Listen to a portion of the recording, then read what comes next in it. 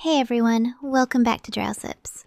Tonight's story starts with a panicked hotel guest screaming about a hostage situation in the lobby. She isn't just looking for help, she's demanding guns, while security scrambles to verify what's actually happening. From the beginning, something feels off, and it's worth listening for why. Here's how this will go.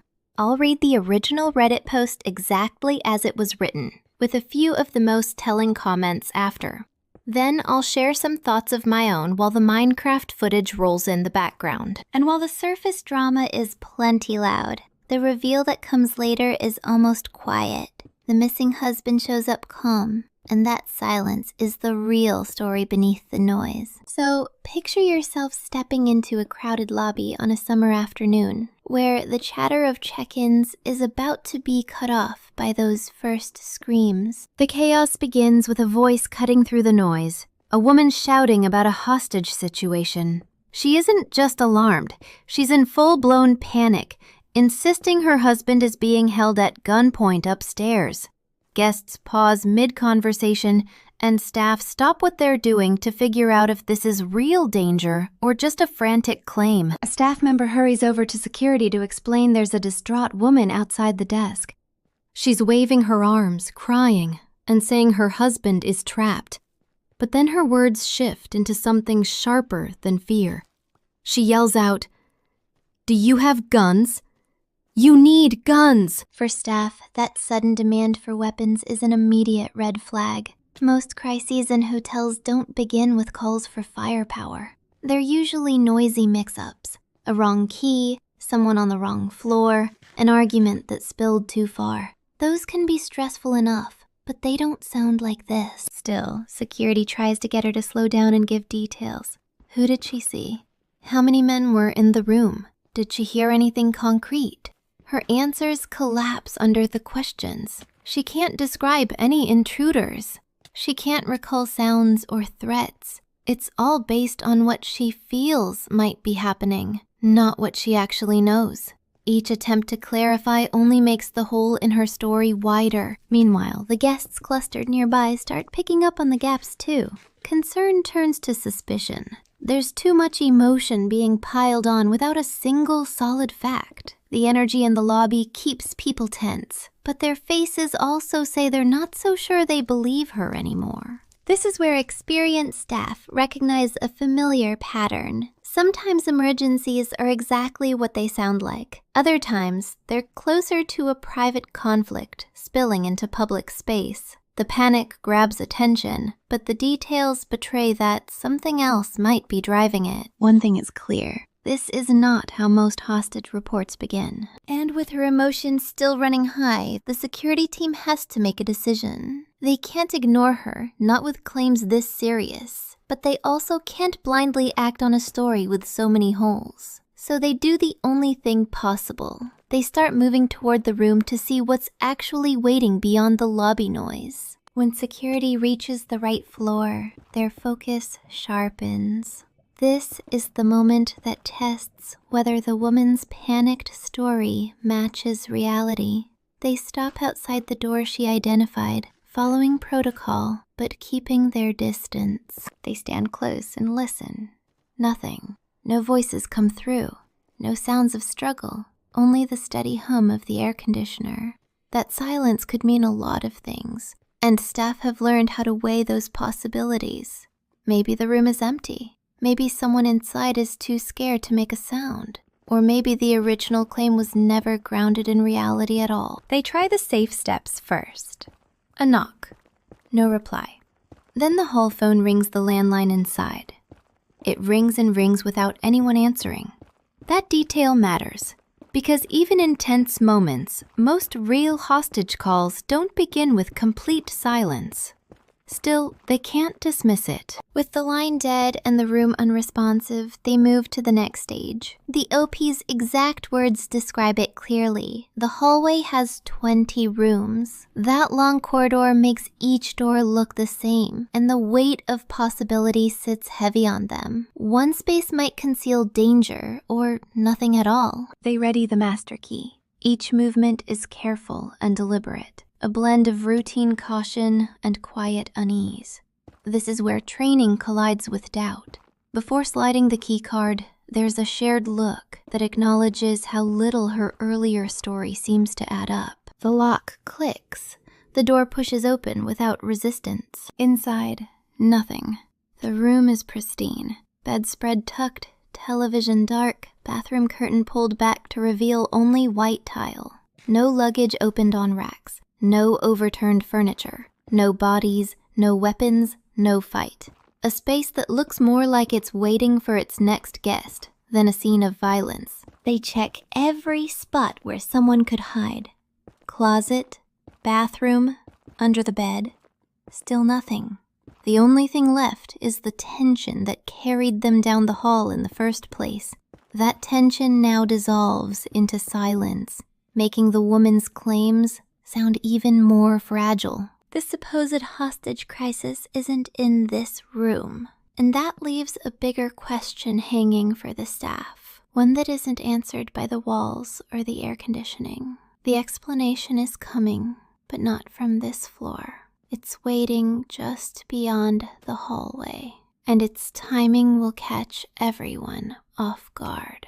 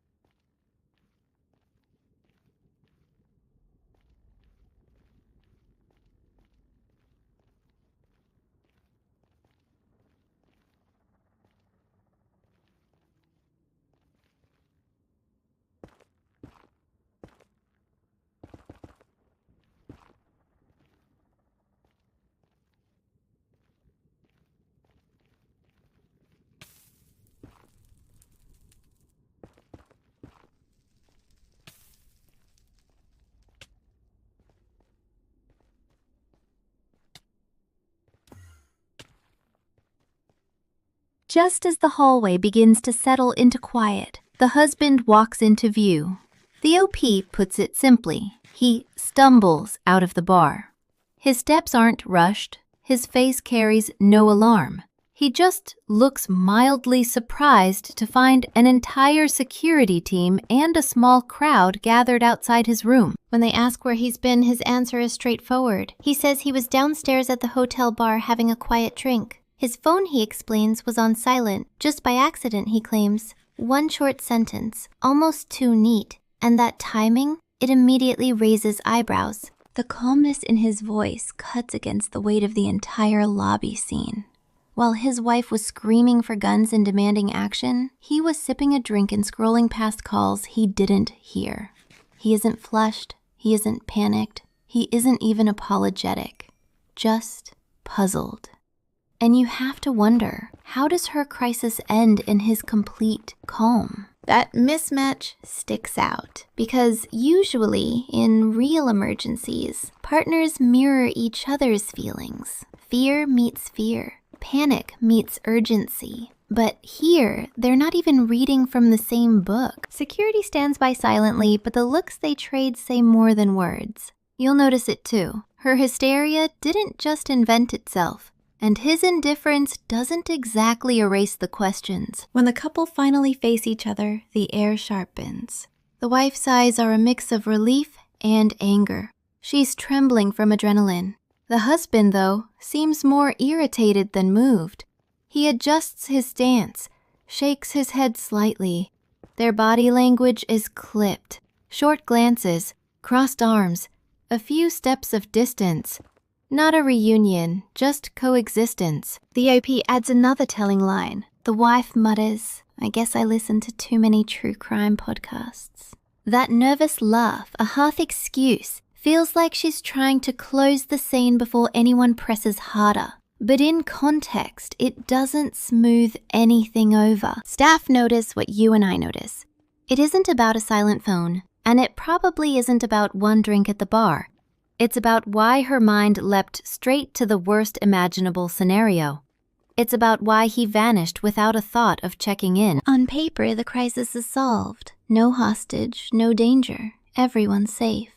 But standing in that hallway, you get the sense that the real story isn't over. What lingers isn't the noise of the lobby. It's the silence between these two, and what that silence might really mean. Reading between the lines, the point isn't the empty room or the official all clear. It's about the mismatch between words spoken and what wasn't. On the surface, the hotel solved the problem. In reality, the staff walked away with a sense that something unresolved still sat between the couple. Her reaction and his response couldn't be further apart. She behaved like it was life or death. He treated it as a minor interruption. That split is the clue. It's like seeing the tip of an iceberg sticking above water, a loud signal that most of the weight is down below, out of view. Hotel employees end up caught in these private tensions all the time. They see the slips of behavior that usually stay hidden. In their eyes, a silent phone isn't just a missed call. It looks like a symbol. An echo of something deeper that people outside won't ever know. The details tell on them more than their words. She doesn't show relief when he reappears. Instead, she looks angry, disappointed. He won't meet her eyes. He keeps his arms folded. Their posture makes it clear this wasn't a one-time misunderstanding. If anything, it feels like a scene they've repeated before. Only louder this time. From a staff perspective, it's easy to tell when an outburst is just a freak event versus a habit born from history.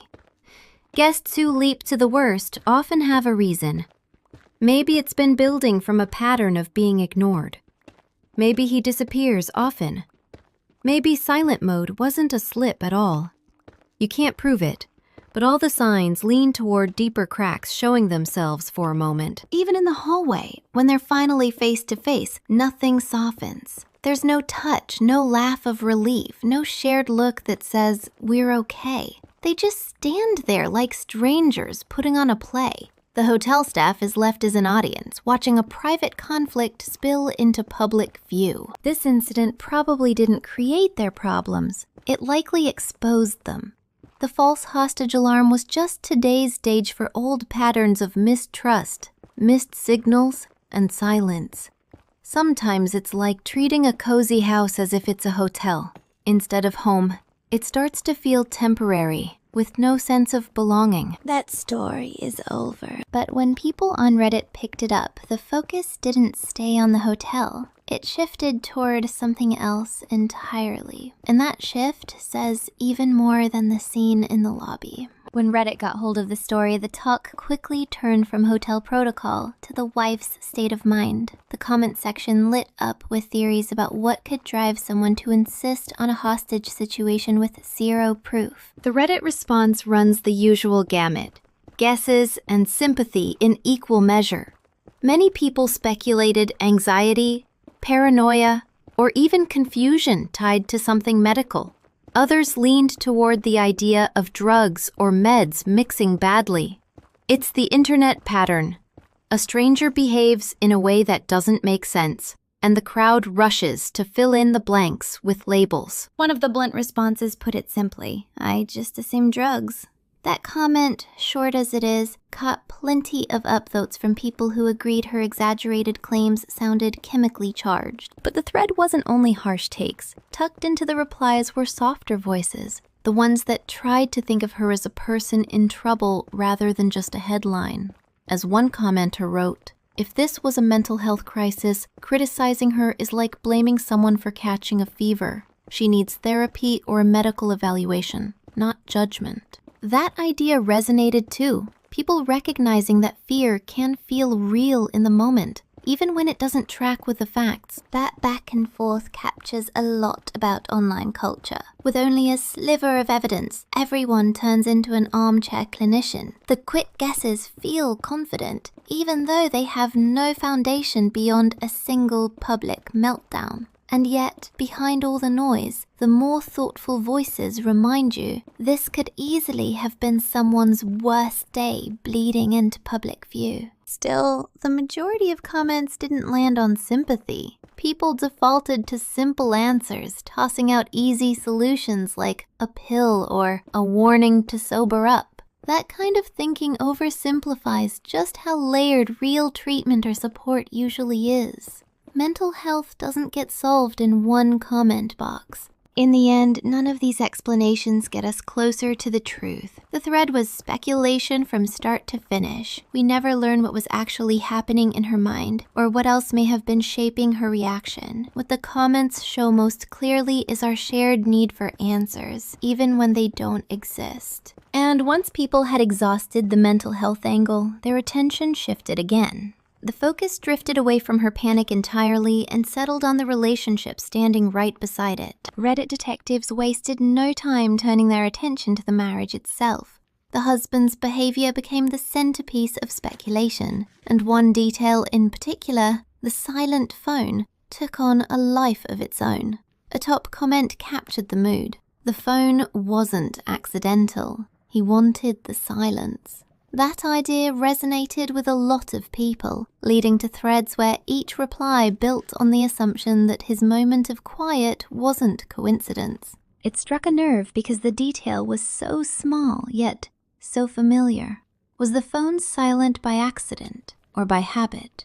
You decide. Either way, it revealed a tension between needing space and failing to communicate it. And on Reddit, that simple question became the cornerstone of a larger theory about their relationship. From there, speculation spread in different directions. Some users suggested possibilities like infidelity, though always framing it as just guessing. More often, people focused on the way their behaviors didn't line up. The husband avoided calls without explanation. The wife skipped straight to a crisis. Commenters saw this as a broader pattern, a misfired cycle of withdrawal met by panic. Many even shared their own moments where missed text or unanswered phone turned into an argument that wasn't really about the device at all. That's why the phone mattered so much to readers. In strained relationships, small digital signals carry oversized meaning. A silent phone doesn't just mute a ringtone. It mutes reassurance. When trust is thin, every gap feels loaded. One commenter wrote that a missed notification can feel like a locked door you didn't agree to close. The OP never said that, but the audience projected it, because so many have lived through the same emotional math. Humor layered itself in too. A few users joked that his quiet drink at the bar wasn't just a one-off. It sounded routine. Others quipped he probably needed that drink simply to manage the stress of being married at all. The laughs weren't mean-spirited. They carried a darker recognition that coping mechanisms often show up as absence, silence, or an empty glass. Taken together, the community stitched a narrative larger than any single missed call. They saw a marriage thinning at the seams, where minor events turned loud because the foundation already wobbled. To them, the hostage panic was less about a wild mistake and more about patterns playing out in public. And while Redditors built their theories from a distance, others reading the thread brought real-life experience into it. Voices from people who had lived this tension every day because of the jobs they worked. Their insights grounded the speculation in a different way. From there, something valuable emerged. The voices of hospitality workers who had lived through situations just like this one. For them, the story didn't read like a once-in-a-lifetime drama. It looked like another example of what happens when private turmoil spills into public space. One hotel employee shared this memory, word for word. Had a guest convinced that someone was watching her through the mirror in her room. Turns out, she was looking at her own reflection and freaking herself out. I had to show her the back access panel so she would believe me it was just a mirror. That kind of detail hits you because it shows how fast fear can snowball into something that feels undeniable in the moment. They see the same pattern play out, panic that collapses under basic checks. What starts as whispers of danger often resolves into nothing more than misunderstanding, stress, or personal issues reaching a boiling point in a neutral setting like a hotel. Another staffer recalled a night audit shift where security responded to reports of a child abandoned in a room. Housekeeping raised alarms. Guests nearby grew anxious. But when the parents turned up hours later, it wasn't malice that explained it. It was marital arguments. Each parent thought the other was in charge, while both were venting about their fight to bartenders downstairs. Personal conflict becomes a spectacle, and hotel staff are left holding the weight of it. Hospitality workers talk about these events with calm pragmatism, but you can feel the weariness in their words. They have to stay professional, no matter how unreasonable the situation feels. They can't ignore someone who says they're in danger. At the same time, they can't escalate every scattered story into a crisis response. That's the balance. Treat it seriously, but measure it carefully. And it isn't just about reacting in the moment. These false alarms ripple outward. Guests nearby get anxious. Staff pulled into the scene lose time they could spend helping others. Security energy meant for real threats gets drained by personal drama. In the background of every shift, there's that unspoken understanding. Most of these loudest emergencies belong more to relationships and emotions than to safety itself. Still, for workers, the repeated lesson is clear. A hotel lobby can look calm one second and turn into a stage for private panic the next. They've seen it enough to know the signs, but they've also seen how dangerous it becomes when the wrong response gets layered on top of panic.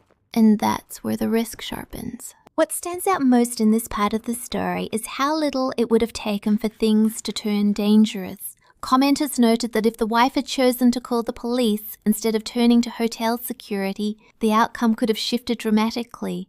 As one user put it directly, "Thank heavens we decided to not call the police first."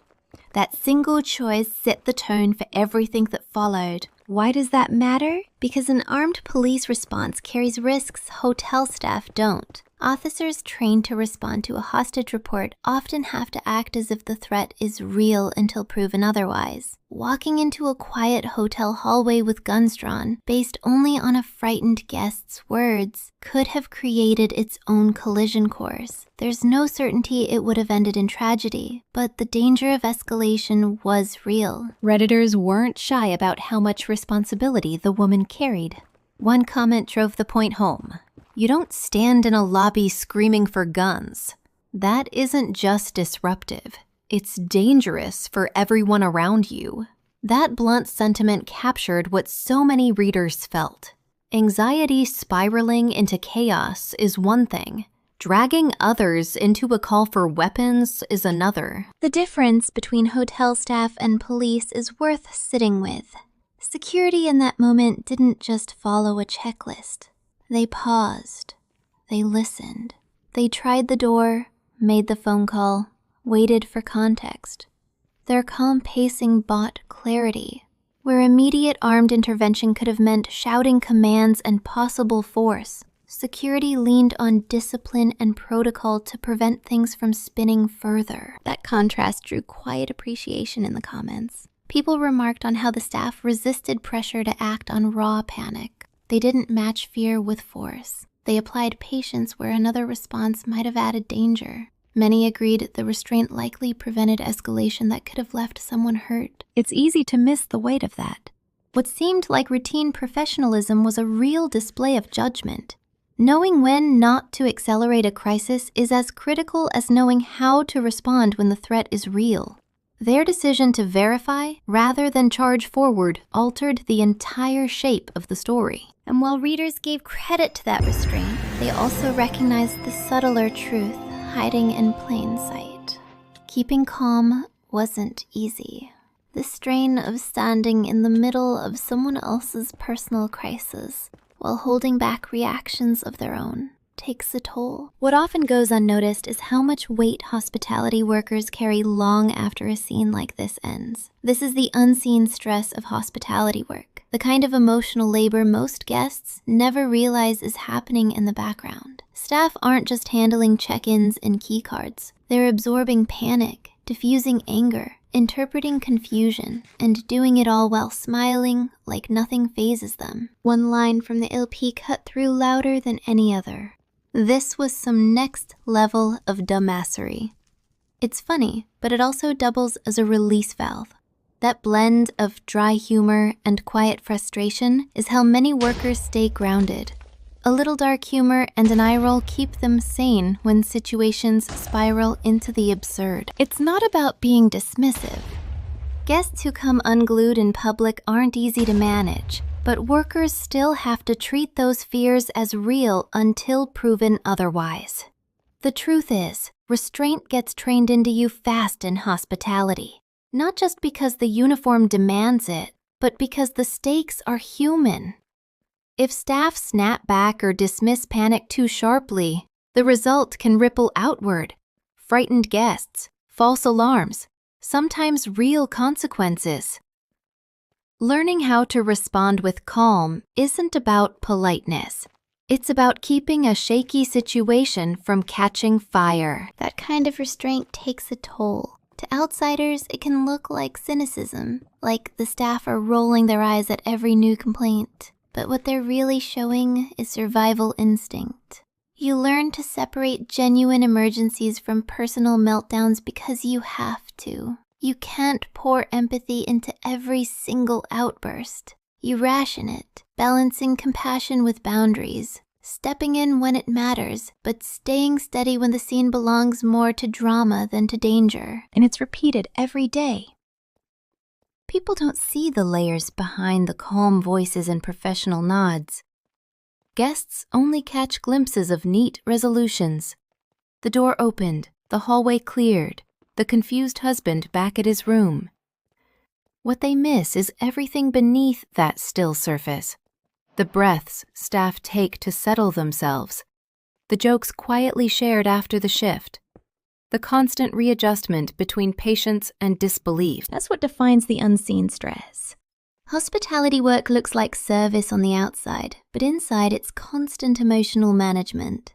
You're neutralizing fear, holding the line between chaos and order, and shielding other guests from ever noticing how close things came to going wrong. And when you step back to think about it, stories like this aren't just about hotel security or guest behavior. They remind you how surface drama almost always points to something heavier beneath. So, in the end, what stays with you isn't the noise in the lobby or the unanswered phone upstairs, but the way these moments leave us wondering about the stories we never fully see. We only catch a glimpse. The rest is private. If this helped you unwind, subscribe for more calm story time paired with cozy game worlds. Thank you for spending this late moment with me. The world can press heavy sometimes, and it's good to carve out a quiet corner together. This story is over. Good night, and let the Minecraft ambiance carry you out.